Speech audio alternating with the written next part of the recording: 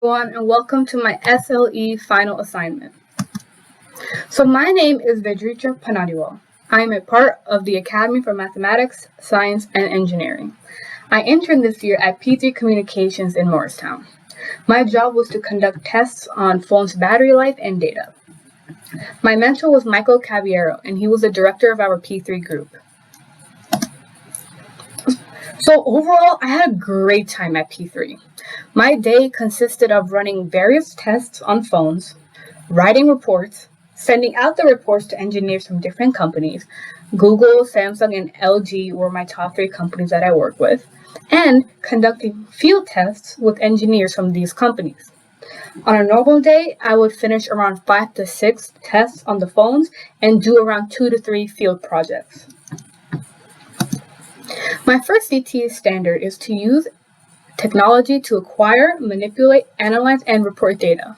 I demonstrated this skill when I had to use 2 different softwares to conduct tests on 4 phones at a time. Before the internship, I had never used any sort of software to test batteries or any of the phone's data usage. But here, I had the chance to build upon my analyzing skills because I had to understand how the software works, and I had to report the data that I got from the testing softwares to the companies that we were working with.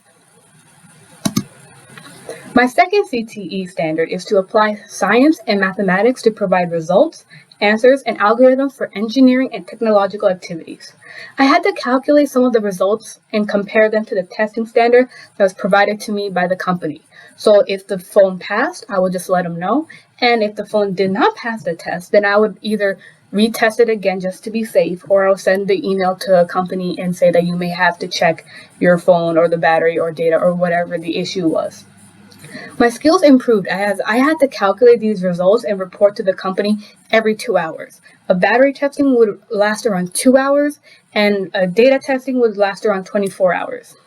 I can improve this by conducting more involved and more complicated tests in the future.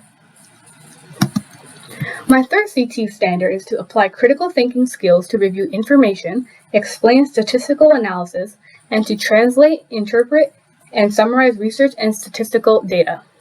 So I had to analyze the results of the test and present them to a group of engineers frequently.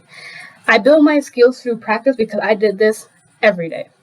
I can improve by learning more intense statistical analysis that can be used for bigger projects because though I conducted these tests a lot, they did not require intense analysis. They were rather simple.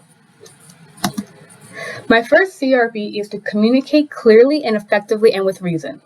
So when I entered senior year, I was already better at communicating effectively and professionally. And this is because my internship had me communicating with large groups of people throughout the day. So now when I go off to college, I'll remember how to work with a large group of people. And when I go have more internships in college, I can bring these skills with me. There's always room for improvement when it comes to communicating effectively. So I will continue to learn and observe from my mentors. This next CRP is to demonstrate creativity and innovation. Entering senior year, I am now constantly trying to find new ways to improve my daily tasks.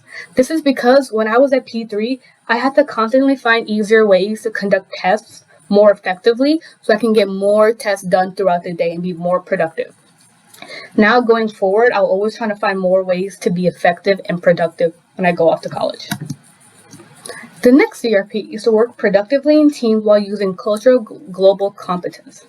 I've shown growth because right after my internship, I had to be the head counselor of my summer camp, and I had to lead a team of 50 plus people, and around 25 of them were teenagers and 25 of them were adults. My internship helped me grow because I was constantly working with different teams, and that's why I could bring that over with me to my summer camp. When I go off to college and to the job market, I will still need to know how to work productively in teams because that is how we get the work done.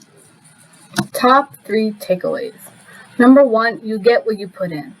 I think the reason why I had such a great time at P3 is because I was genuinely so interested in the projects I was working on that it inspired me to always be looking for different ways to conduct a test or be more creative, this and that. And I think that is the main reason why I got to learn so much.